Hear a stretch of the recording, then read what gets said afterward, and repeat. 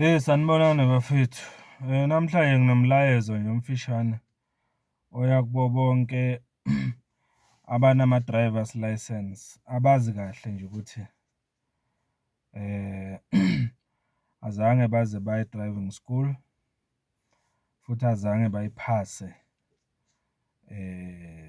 i-test yokudrayiva kodwa banawo ama-license. Mhlampe bawathenga, mhlampe bayawenza nje ngendlela engekho emthethweni. Okay, naku mina engikucabangayo ukuthi ngoba vele leyo license sowunayo vele isegameni lakho, asazi ukuthi yini eyayenza kube nzima ukuthi uyithole ngendlela e-right esemthethweni. Kodwa-ke phela naku engikucelayo, yithi mase uyitholile i-license ngaleyo ndlela leyo, usebenzisa unembeza wakho, hamba uye lapha e-driving school ufike ukhokhe ubacele ukuthi ucela ukuthi bakusize ngale theory. Ufunde imithetho yomgwaqo yonke izingene emqondweni wakho. Uyayibona? Usunayo i-license yebo, ngoba vele baningi abayithola ngendlela engekho semthethweni. Kodwa-ke naku ongakwenza noma kunjalo ngathini? Zakhe wena, zifundise. Uyayibona? Faka ingqondo yakho ngolwazi ngokubaluleka kokudrayiva imoto, ngokudrayiva i-truck, ngokudrayiva noma yini one-license yayo. Ungathi nje ngokuyithenga leyo license bese uvele uthi wena hhayi konke sekuhamba kahle. Ngoba enye into esibulalayo la mgwaqweni ukuthi abantu abaningi abanalo ulwazi ngemithetho yomgwaqo. Abanayo nje impela nje imithetho kanti-ke futhi lokungena laphayana uyofunda noma sewunayo i-license uyithole ngaleyo ndlela-ke engekho esemthethweni. Lokuthi nje uyaya e-driving school uzifundise, bacele bakwenzise i-test uze uphase. Kuyakhombisa ukuthi ungumuntu ononembeza.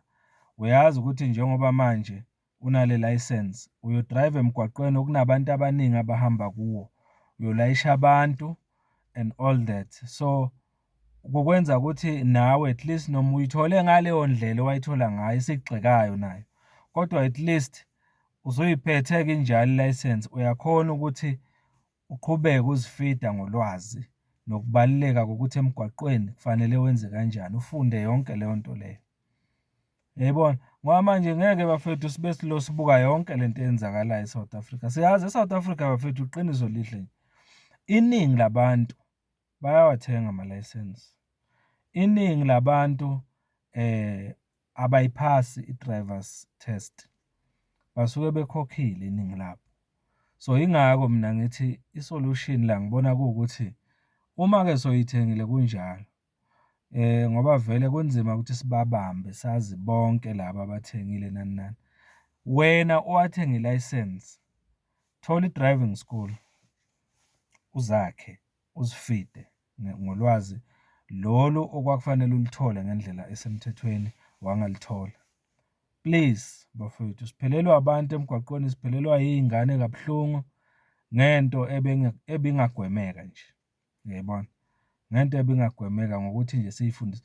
Ngoba manje akusizi ukuthi uhlulwe ukuphasa i-driver's license, uhlulwe ukuthola i-license ngendlela esemthethweni, uphinde uhlulwe ukuthi-ke soyitholile-ke ngendlela engekho semthethweni, uhambe ube ngilokhu uyifida uze kungene. Yiloko nje ngizobe ngilokhu ngiyiphinda le nto.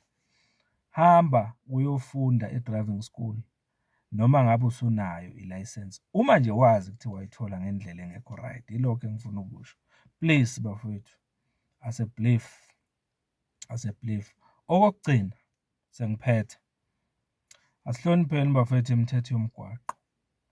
Asizameni ngakho konke okusemandleni ukuhlonipha imithetho yomgwaqo. Asizameni.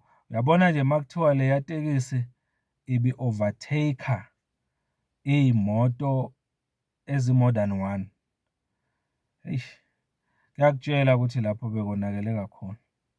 And angiyazi leya ndawo ebe-overtake-a kuyo leya tekisi ebulala abantwana, kodwa ngale ndlela engibuka nengizwa ngayo, hhayi, kuyoba kancane benga-overtake kwi-barrier line. Thole ukuthi kwa-driver loyo akazi kwa-barrier line ukuthi yini. Kwesinye isikhathi useyazi kodwa futhi ayidelele kunjalo.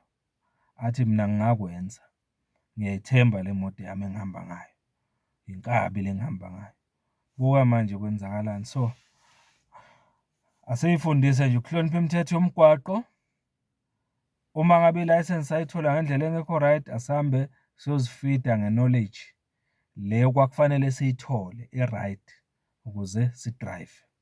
Yilo-ke engifuna ukukusho mina. Bese okokugcina, asilalele unembeza wethu, sikhumbule ukuthi sisemgwaqweni la, kunabantu abadrayivayo kulo mgwaqo, futhi kunabantu esibalayishile, kunabantu abalayishwe ezinye iy'moto. So, noma yini esiyenzayo la mgwaqweni, ake silalele unembeza wethu bafethu. Uma udrayiva udakiwe, ubhema ama-drugs, please wazi nje ukuthi lapho kusengenzeka noma yini, usengabulala abantu. Into okufanele uyazi leyo, uyayazi futhi.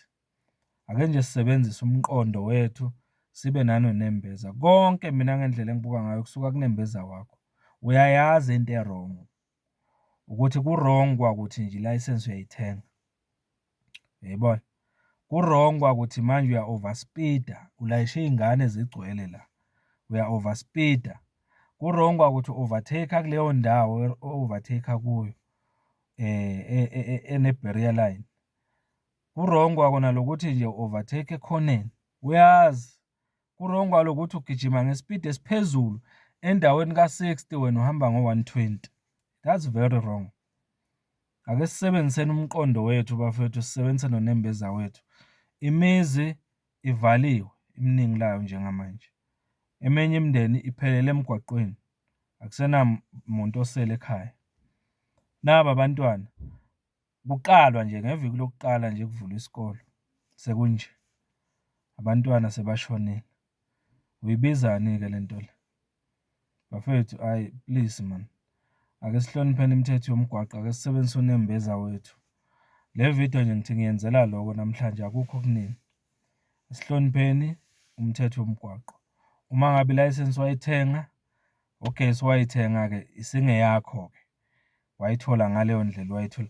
Kodwa hamba uye e-driving school, uyofunda le nto kwakufanele uyifunde izingene kuwe before uthole leyo license. Yilo-ke engikushoyo. Mfoka Mkhonza lo. Ngiyabonga kakhulu bafethu. Ngiyacela niqhubeke nisaphosa le channel, share and subscribe and comment. Ngiyabonga kakhulu. Thank you.